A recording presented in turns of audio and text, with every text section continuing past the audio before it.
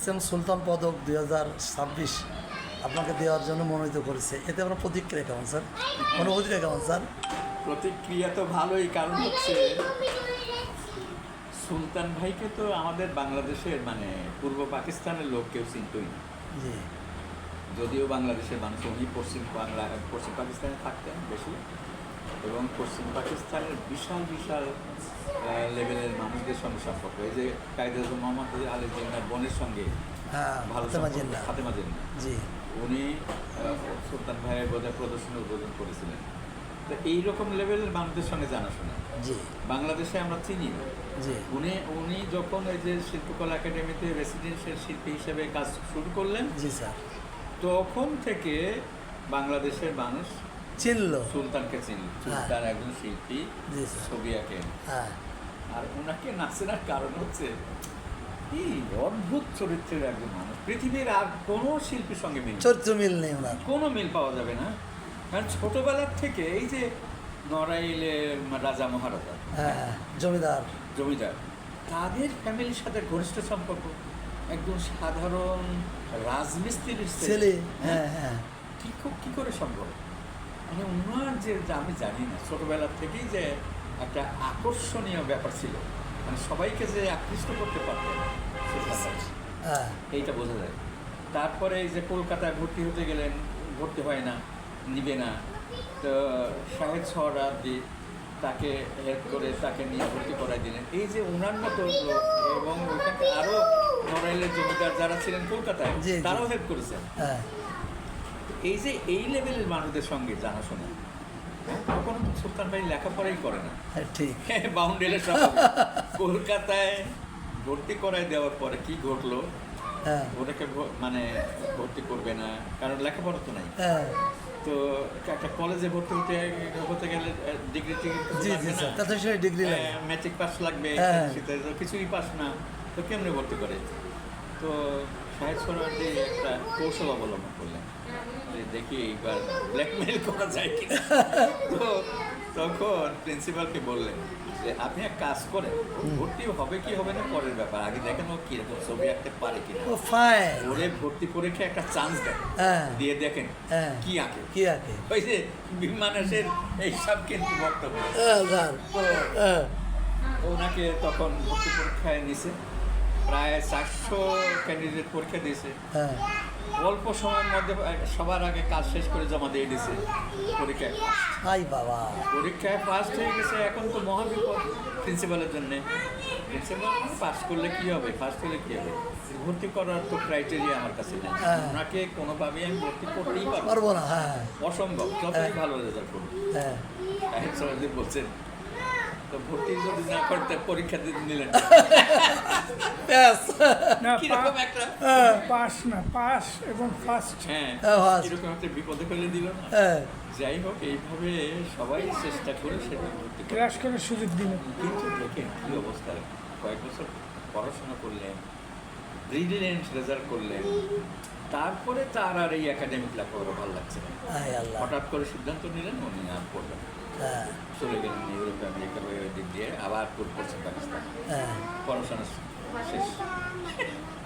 তো এইরকম মানুষ আছে পৃথিবীতে। কত আমরা শিল্পকলার ইতিহাস পড়লাম, কত শিল্পীদের সম্পর্কে জানলাম, পড়লাম, একজনও সুলতানের মতো নেই। কিন্তু তার এই যে তার ছবিও বিশ্বের মধ্যে আলাদা, আর কারোর সঙ্গে মেলে না, মেলে না। কি অদ্ভুত কাজও মিললেই ছবি তো মিললেই স্যার, মিল। আর মানুষ হিসেবে অতুলনীয়। অতুলনীয়, আরে মাটির মানুষ, প্রতিটা মানুষকে আপন করে নিয়েছিলেন, সেই ক্ষমতা। অসীম ক্ষমতার অধিকার ছিল।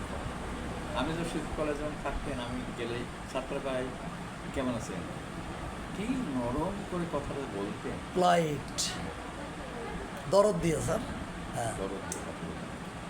সেই মানুষটার নামে যে পদক দেওয়া হতো, জি আমার কাছে কতজন বলতেন যে সুলতান ভাইকে যারা পছন্দ করে না, শিল্পী মনে করে না, তারা সুলতান পদক পাচ্ছে। হ্যাঁ তো এইসব কথা শুনতাম, আমার কাছে এসে অভিযোগ করতো। কিন্তু ওই যে আমি এখানে এসে শুনলাম শিল্পকলা একাডেমিতে গিয়ে অনেকের সাথে কথা হলো, তারা বলছেন যে আপনার নাম তো আমরা বহু আগে অনেকবার প্রস্তাব করছি, কিন্তু ওই যে আপনাদের দেশের বড় বড় সব শিল্পী যারা আছে এরা দিতে দেয়নি।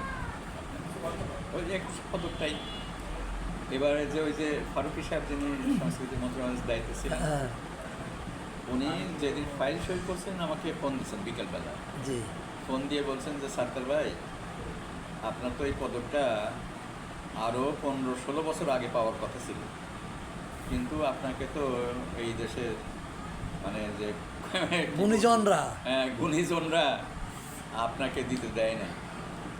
তো যাই হোক, আমি এই যে এবার আপনাকে পদকের জন্য মনোনীত করে ফাইল সই করে পাঠালাম।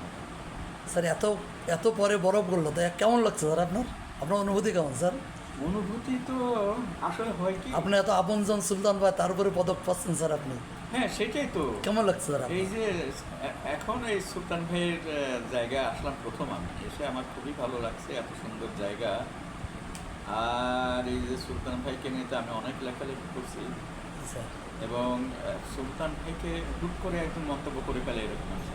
এই মানে বিন্দুমাত্র না জেনে মন্তব্য করা ঠিক না কারো সুলতান ভাই সম্বন্ধে। ওনার যে বিস্তারিত জানতে পারা, স্টাডি করতে। উনি যে কত বিস্তৃত, জি স্যার এবং ওনার কর্মকাণ্ড কত রকমের বিস্তৃত, কত জায়গায় উনি গেছে, হ্যাঁ সব খবর তো কেউ জানে না। কেউ কিছু জানে, আরেক জায়গায় গেছে সেখানে কিছু জানে, আরেক জায়গায় গেছে সেখানে কিছু জানে, এসে বিমানে সে বেশ একটু বেশি হ্যাঁ অনেক বেশি জানে দাদা, অনেক বেশি জানে, দাদা সবই জানে। না আমাদের আমি একটু জানি।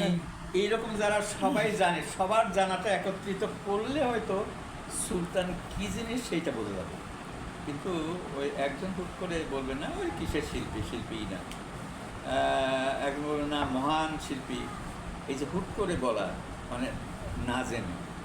জানতে হলে আসলে সুলতান নিয়ে গবেষণা করতে হবে। স্যার এই যে আপনার পাশে বসে আছেন আমাদের শ্রদ্ধেয় স্যার বিমানেশ স্যার, আমরা কিন্তু এক জায়গায় প্রতিনিয়ত আড্ডা মারি। আমার দোকান নাম স্টুডেন্ট লাইব্রেরি, আচ্ছা। আমি নড়াইল জেলা পুস্তক সমিতির সেক্রেটারি। তা এমন কোনো দিন নাই যে আপনার কথা বলে না।